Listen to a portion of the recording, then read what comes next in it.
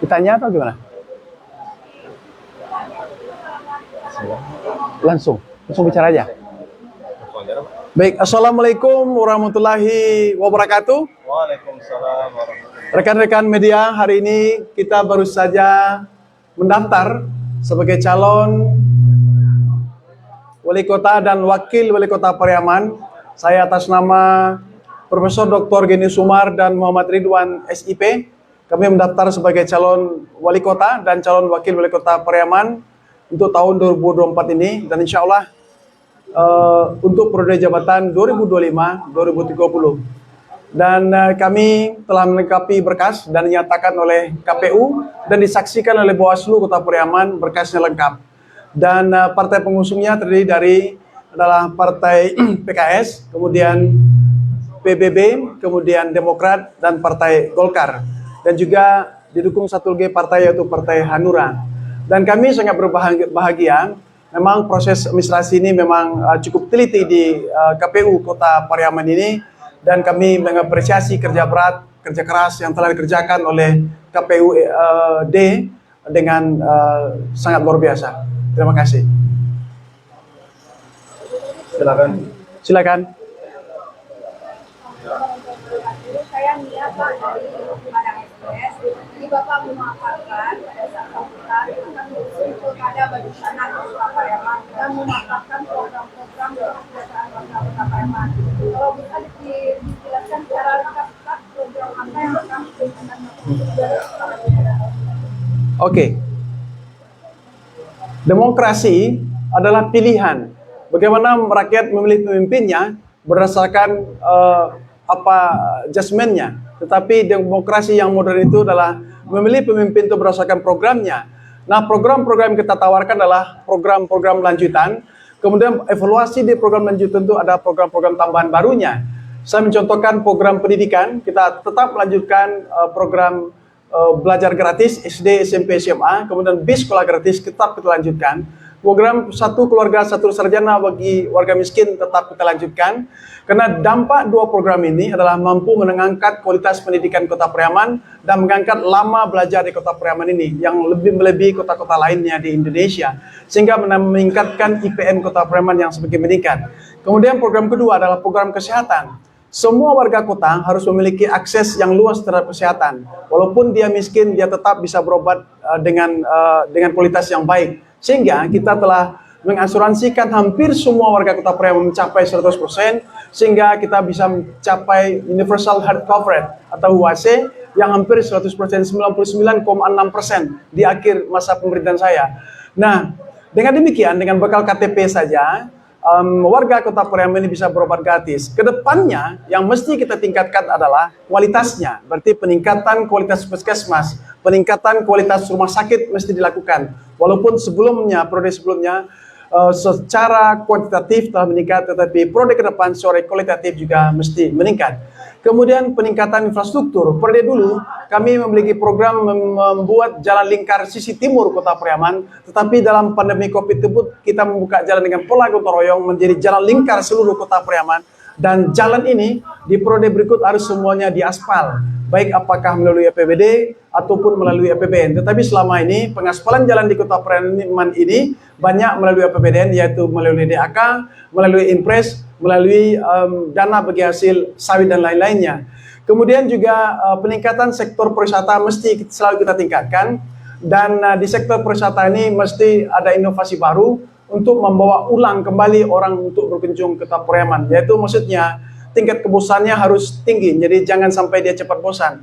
Karena itu harus ada inovasi baru, destinasi wisata yang baru yang merupakan kombinasi antara wisata alam dengan wisata buatan yang inovatif. Saya pikir dengan pola ini orang akan datang lagi berkunjung, kemudian dengan lama kunjungnya meningkat, ini akan menambah Pariaman sebagai kota layak investasi, dan orang pengusaha akan bisa kembali menginvestasikan hotel-hotel untuk membangun hotel kembali di Pariaman. Tetapi di sisi lain, pemanfaatan badan usaha milik daerah juga bisa untuk itu melakukan kerjasama dengan pihak swasta untuk membangun destinasi dan hotel di Kota Pariaman. Kemudian kita telah membangun pasar tradisional dengan standar mall yang telah kita bangun, dan ke depan komplek Pasar Pariaman juga mesti ditingkatkan. Ada plaza yang belum diperbaiki, bekas dari Kabupaten Padang Pariaman mesti diperbaiki oleh kota, dan kawasan sekitar juga penetapan kawasan heritage di sisi pasar juga mesti ada, sehingga ini menambah kota Pariaman sebagai kota yang layak investasi. Kemudian juga berbagai permasalahan yang mesti kita tingkatkan adalah bagaimana nelayan juga meningkat penghasilannya. Bagaimana permasalahan nelayan, misalnya harga BBM yang naik, kemudian daya tangkapnya yang rendah, kemudian masuknya ikan baru dari Sibolga karena dia industri. Berarti di Pariaman perlu industrialisasi di bidang perikanan, berarti ada dermaga, karena dengan ada dermaga ini maka biaya kos untuk perikanan semakin menurun, dan ini usaha bisnisnya bisa lebih benefit. Karena selama ini kapal-kapal Pariaman itu dia merapatnya di tempat-tempat lain, di kabupaten kota lain, misalnya di Bungus dan lainnya. Jadi industri perikanan itu juga mesti dilihat. Nah, ke depan yang belum kita garap, mungkin Indonesia juga, blue economy belum kita garap, ekonomi laut, apakah itu wisata laut, terumbu karang, pulau-pulau, dan ekonomi-ekonomi yang berasal di laut. Saya pikir adalah potensi yang belum tergali. Ke depan saya pikir kita perlu memikirkan hal-hal ini. Di samping program lain, bantuan sosial, PKH, tetap kita mintakan dari pemerintah pusat, karena ini adalah menjaga masyarakat kita supaya tidak kelas-kelas menengah tidak jatuh kembali miskin. Kemudian juga bagaimana UMKM terus kita kembangkan lagi di sektor, didukung oleh sektor pariwisata, kemudian didukung juga UMKM di sektor perikanan. Demikian kami sampaikan. Juga di sektor keagamaan kita membangun satu rumah tapis, satu dusun atau desa, dan peningkatan kehidupan keagamaan, maghrib mengaji dan subuh memberakah digerakkan atau diawasi atau dipelopori oleh para penyuluh agama yang telah ditunjuk oleh pemerintah Kota Pariaman di setiap desa dan kelurahan.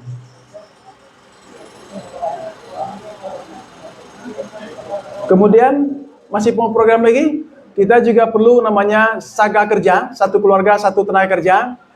Juga bisa masuk tamatan Saga Saja Motsus itu, bisa juga tamatan SMP atau SMA, dikursuskan 1-2 bulan dan dicarikan lapangan kerja di sektor industri. Minimum satu keluarga harus bekerja, ini akan membawa keluarganya keluar dari kemiskinan. Oke, makasih. Oke. Saya dari selaku warga Pariaman, terus di rumah kita akan menjadi berhasil merangkul beberapa partai besar yang besar sekarang, termasuk Partai Golkar yang saat ini. Dan jadi pertanyaan begini Pak, pertama itu sebetulnya dengan 3 partai, Demokrat, PKS, dan PBB itu juga besar Pak maksudnya. Kenapa harus yang juga Golkar yang terakhir? Kemudian pertanyaan kedua, ini menyangkut pasar Pariaman.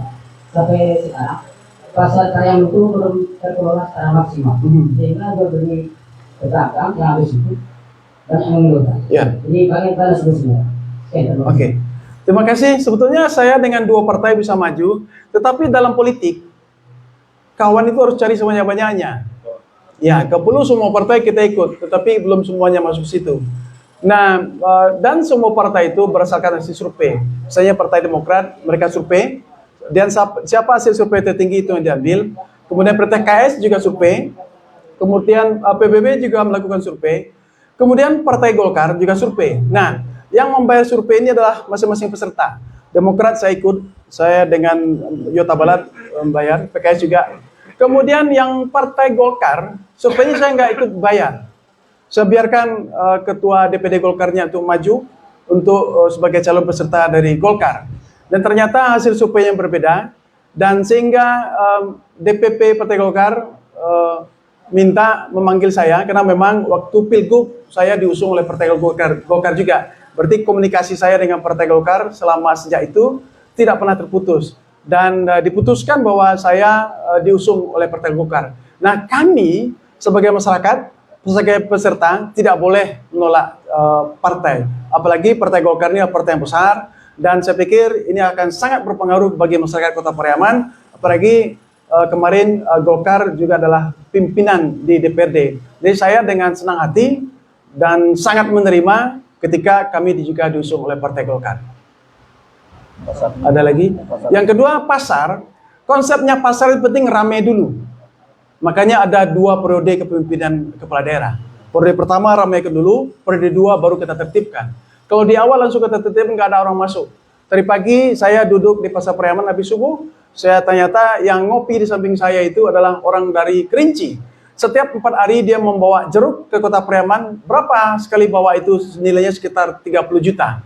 Kemudian dari Priaman ini, orang Priaman dia menyebar ke Payakumbuh, ke Bukit Tinggi, ke Solok disebar. Jadi hub pertamanya adalah Kota Priaman. Berarti pasar Priaman ini sudah menjadi pasar regional. Bukan hanya orang Priaman yang jualan ke Priaman dibeli oleh orang Priaman, tetapi orang Jambi, Kerinci jualan di Priaman dibeli oleh orang Priaman, kemudian orang Priaman jual lagi ke Bukit Tinggi, jual lagi ke Payakumbuh. Ini adalah proses transaksi bisnis yang sangat bagus. Kalau ini berkembang baru dari sektor jeruk saja, ini akan mengangkat ekonomi kita, apalagi sektor-sektor lainnya. Saya pikir sayuran juga seperti itu. Nah, saya bisa membuktikan bahwa ketika saya minta pasar di pemerintah pusat, kalau cuma pasar kota, nggak mungkin biayanya di atas 100 miliar. Tetapi ketika saya nyatakan bahwa ini adalah pasar regional, yang jualan di sini orang Kota Priaman, Sumatera Barat, bahkan Provinsi Jambi yang jualan, baru pemerintah pusat meyakinkan bahwa Kota Priaman bisa mendapatkan pasar di atas nilai 100 miliar. Nah, ke depan bagaimana kawasan pasar ini kita tarik dengan baik, harus saling menunjang, ditambah juga dengan pasar basah di sebelahnya, yang telah kita usulkan kepada pemerintah pusat dan setelah disetujui oleh Menteri Perdagangan nilai 85 miliar. Sekarang prosesnya tinggal di Kementerian PU. Nah, sehingga pasar yang sekarang berantakan masuk ke pasar basah, pasar kering menjadi pasar kering, kemudian para pedagang ini bisa melakukan diskusi untuk menata pasar menurut kebutuhannya, karena memang pasar itu pasti pedagang yang lebih pahami. Kemudian didukung juga oleh plaza yang telah diserahkan oleh kabupaten, kemudian formatnya seperti apa sehingga satu kawasan bisa saling mendukung, dan didukung oleh pasar lama yang rumah gadang itu jadikan pasar heritage, dan ini akan menjadi top. Ini kan luar biasa. Dan kita telah merubah lapangan Merdeka menjadi lapangan kembali tempat orang berkumpul, kemudian tempat anak-anak bermain bola dan semuanya. Saya pikir itu saling mendukung. Terima kasih atas pertanyaannya. Ya, Pandi? Bukan tentang penggemar? Jadi Pak, saya Pandi dari Ibu Priaman Pak. Ada ekor di telinga masyarakat Pak. Dulu babakan ini babi dua. Apa? Nah, dulu babakan ini babi dua. Nah, apa dengan pengembangan atau potensi di Kota Priaman itu Pak? Ada di perikanan kita Pak. Oke. Nah, dulu diusung visinya tentang Kota Priaman menuju wisata. Apakah masih relevan untuk ke depan Bapak menjadikan Kota Priaman menjadi kota pariwisata? Yang pertama, dan bagaimana kalau memang iya menjadikan Kota Priaman menjadi kota wisata, bagaimana Bapak menghubungkan atau mengintegrasikan dengan dunia perikanan kita di Kota Priaman? Terima kasih. Orang dulu babagan karena harga minyaknya lebih murah dan harga ikan saingan tidak begitu tinggi, sehingga harga ikannya juga bisa bersaing. Itu bisa menguntungkan karena paman saya banyak punya bagan dulunya.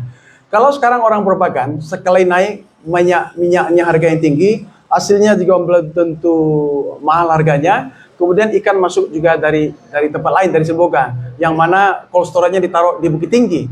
Apa yang mesti kita lakukan? Nah, kita mesti memiliki dermaga di situ, dan proses perikanan ini harus mulai dengan proses industri sehingga dia lebih efisien dan memberikan benefit yang lebih tinggi.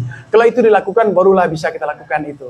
Dan untuk mengimbangi antara pengeluaran dengan harga minyak dan hasil yang dilakukan oleh ikan tadi. Kemudian harus didukung juga oleh cold storage. Nah, industri perikanan ini tidak hanya kapalnya, harus ada cold storage-nya, harus ada SDM-nya, kemudian berbagai hal lainnya, sehingga betul-betul menjadi link and match. Ada hulu hilirnya harus dimasukkan. Nah, bagaimana dengan pariwisata? Kalau hanya pariwisata, saya pikir kalau tidak didukung industri, pertumbuhannya akan lambat juga. Kenapa?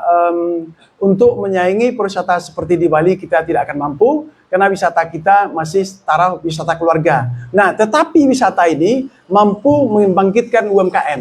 Tapi berarti dari kelas menengah ke bawahnya. Tetapi ketika kita mau masuk ke kelas menengah ke atas, harus melalui industri. Apakah itu industri perikanan ataupun industri pariwisata? Industri pariwisata ini didukung oleh pemodal yang harus masuk, atau gabungan pengusaha-pengusaha lokal ISMI yang muda yang ada di Kota Pramen ini membentuk kolaborasi pariwisata, kemudian dia nanti melakukan kerjasama dengan badan usaha milik daerah seperti itu.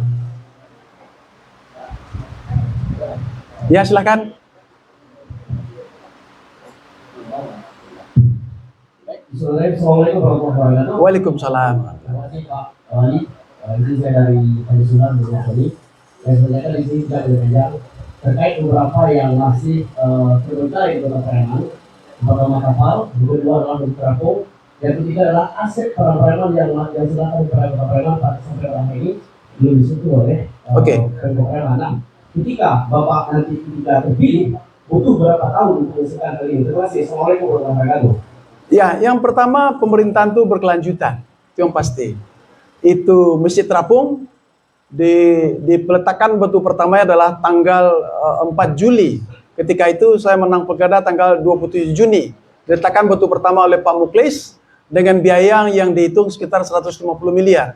Saya pikir APBD kota untuk 150 miliar nggak akan mampu, apalagi dalam pandemi Covid atau pasca pandemi Covid.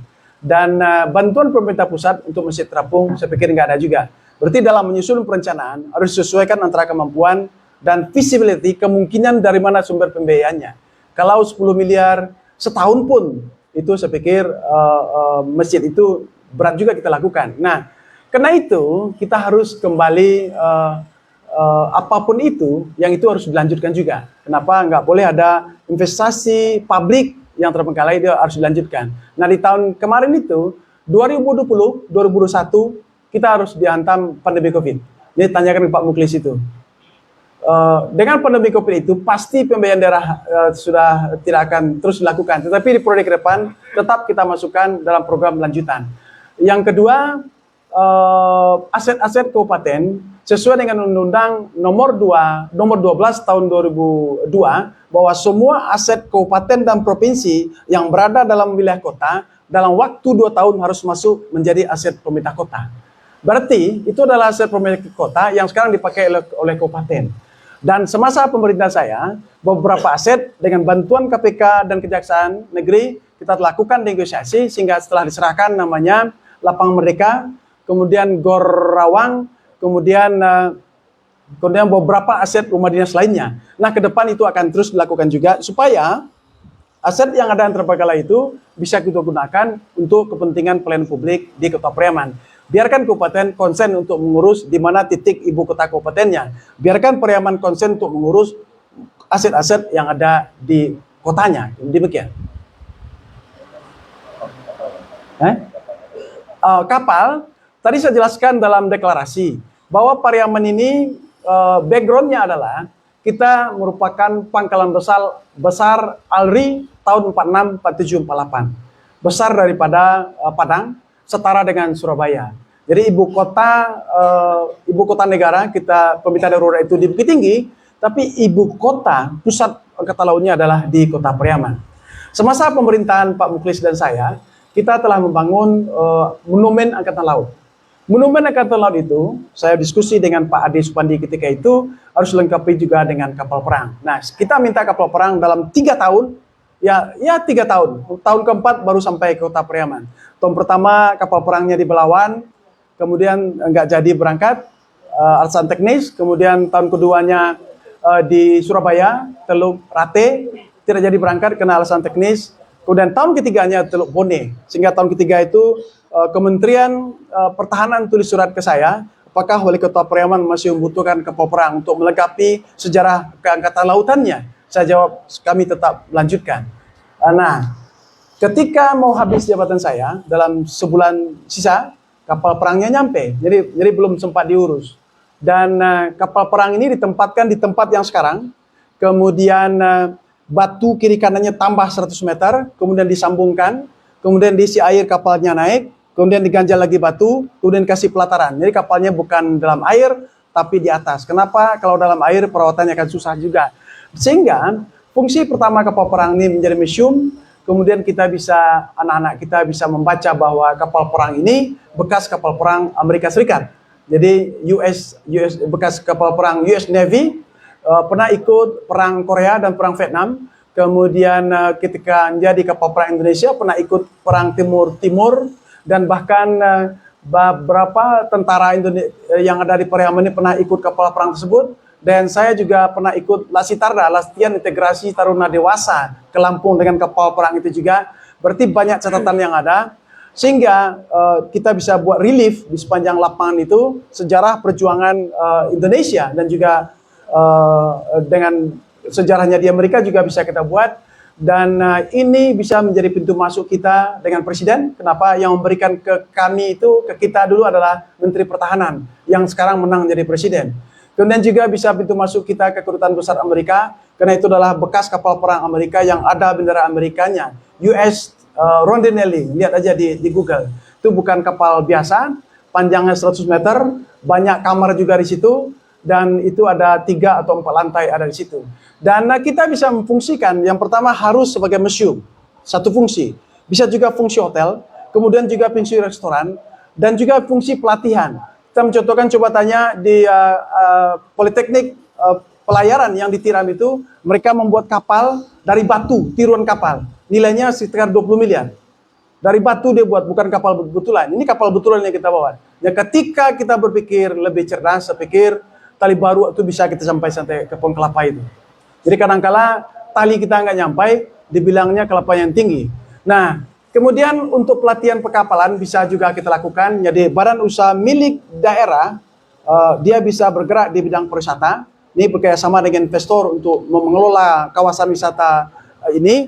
Kemudian juga kita pernah mengirim tenaga kerja ke Korea melalui pusat pelatihan perkapalan di Batam. Nah, pusat pelatihannya bisa kita buat di kapal ini. Apakah itu mengecat kapal, welding, pengelasan kapal, dan lain-lainnya. Nah, jadi ketika kita mengelola, dan saya pikir banyak anak-anak muda Kota Pariaman yang memiliki pikiran cerdas untuk itu, sehingga kapal tadi berfungsi pariwisata, fungsi restoran, fungsi lain-lainnya, fungsi pelatihan juga bisa dilakukan situ. Nah, ini adalah mimpi besar yang mesti kita kerjakan, dan saya harapkan dukungan dari semua pihak di Kota Pariaman ini, bagaimana kita melanjutkan program untuk membangun Kota Pariaman ini lebih baik. Oke. Kasih. Ada lagi? Eki? Pandi? Saya minta. Oke. Terima kasih. Assalamualaikum warahmatullahi wabarakatuh.